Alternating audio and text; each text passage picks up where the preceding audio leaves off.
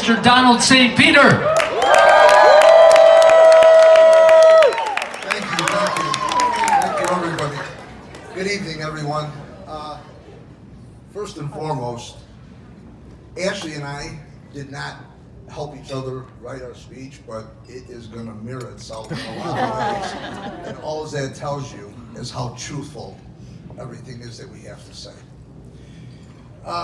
The ceremony was gorgeous, everybody. The food was great. I'd just like to say on the behalf of the Bender family, my wife Vicky, and myself, we'd like to thank everybody for taking the time out to come here to celebrate our daughter and Jake's. I will, Taylor. I got it. Well, I know I'm Italian. What do you want me to do? I talk with my hands. I'm sorry.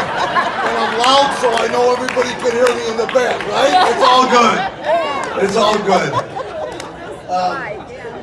Whether you drove a half an hour to come here or whether you flew halfway across the country, as I know a lot of people have, thank you so much for making the effort in celebrating our daughter and son-in-law's wedding and their ceremony today to renew their vows. I have a couple special thank yous. Pastor Joe and Bonnie, can't thank you enough for coming here to officiate the wedding of their ceremony and their vows. So thank you very, very much.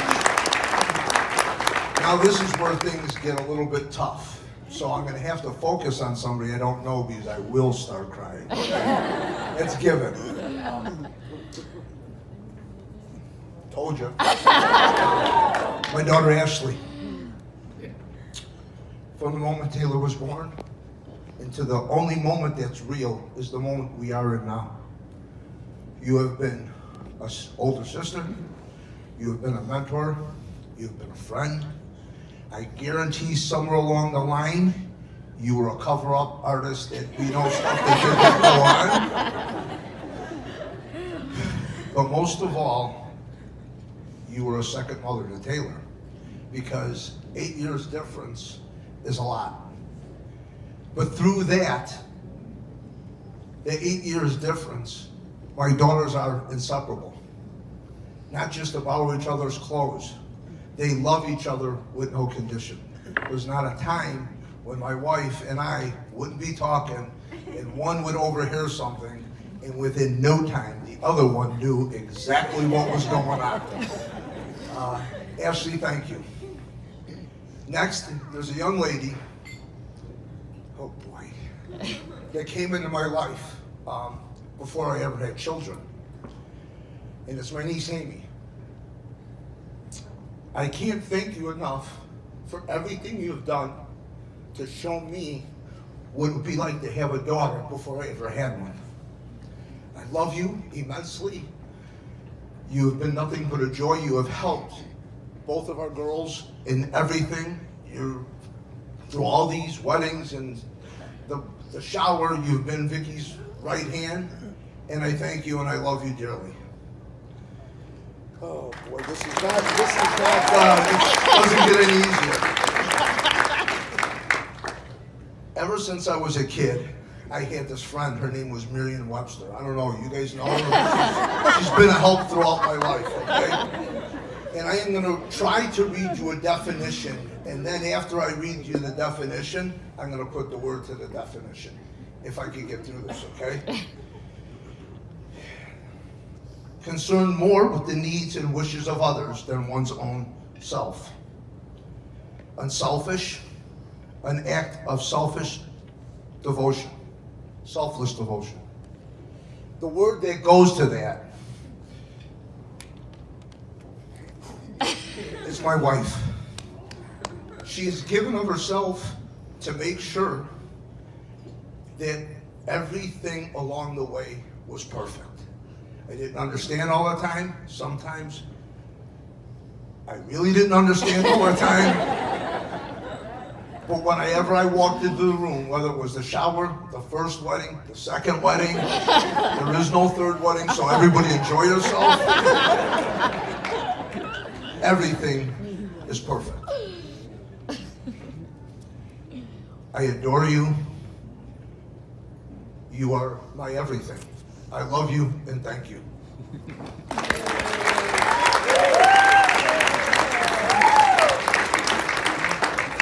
When Vicky was a little girl, she prided herself by being a daddy's girl. When I met Vicky, all I heard about was her father, Antonio. Her dad was and always will be her rock. There's nothing more that she wanted. Is the same thing for Taylor. That meant good cop, bad cop. 90% of the time, my wife was the bad cop and I was the good cop.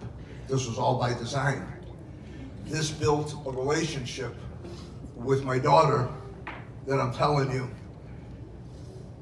we were together all the time. Taylor, her sport was dance. I was a dance dad. I knew how to pack the dance bag. I knew Capizio. I knew all the stuff to put. My wife taught me how to do the hair because I was on nights, my wife worked days, so I was doing a lot of carpooling, and I was a part of that. And through all of that, the older Taylor got, well, the first time she was 3 years old. She graced the stage with her sister doing a duet to It Must Have Been a Beautiful Baby, which was my father-in-law Antonio's one of his favorite songs, and he used to sing it to his daughters. Through grammar school, through high school, through college, you've entertained, you've graced the stage, you made people smile.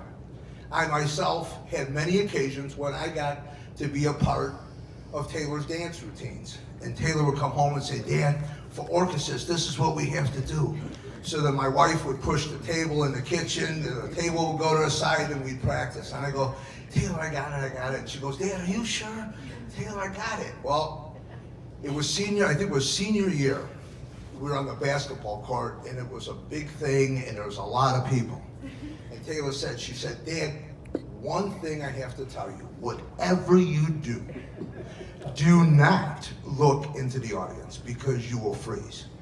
Taylor, don't worry about it, I got it. What do?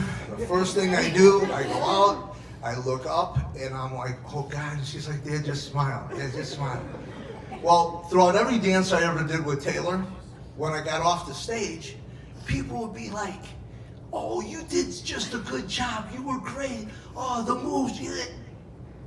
I gotta be honest. It wasn't me. I was next to you. That's why I look good. Because I had you by my side. Because you were telling me, whispering in my ear, Dad, turn right, turn left. Dad, do this. I get a nudge. She'd give me a little pull this way. All right, Dad. Smile, Dad. Yeah. Nobody ever knew.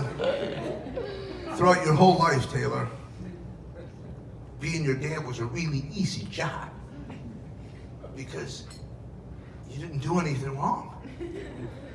You were just simply amazing. I can't tell you and how grateful I am.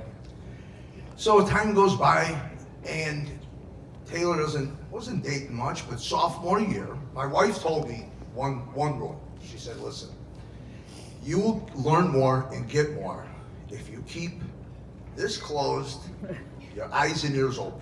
So it's hard for me to listen, follow directions, but I did so. Sophomore year, I hear Taylor and my wife, they're chattering, this boy, he's in my class and he's cute and I don't know, and oh God, so I don't say nothing, but with my wife, then I'm asking all kinds of questions. All I heard, Taylor was a sophomore at the time, he's a junior and he's an athlete. Okay, I'll wait for this. Let's see what happens, right? Well, there's a rule in our house, and the rule goes like this.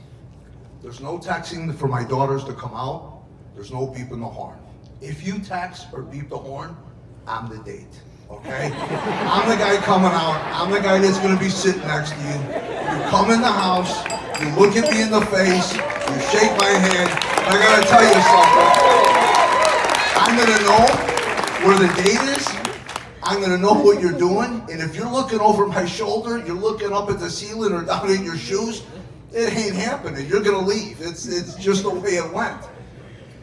So it comes time for us to meet this young man, right? So I'm like, oh gosh, what am I gonna expect, right? Well, I don't know how many people here know what happened. You remember Happy Days and Richie Cunningham? Like the All-American Boy, right? Jake comes through. He's got his Letterman coat on, his head shaved. He comes in. He goes, "Hi, how you doing? I'm Jake." She looks at me right in the face and shakes my hand. I'm going, "Oh God, this is like, what's going on?" This is like, you know, and you just, I'm off script. I don't even know. I gotta tell you, I haven't looked at this and I'm not going to. I gotta, I'm sorry. Okay, so Jake comes through the door. And keeping my mouth shut, eyes and ears open. For 11 years, I kept my mouth shut and my eyes and ears open. And everyone here knows Jake is an All-American. He's got records in Equa, he's got records in college. He is an amazing athlete. I can't tell you all the accolades because I don't know them, okay? But when Jake asked me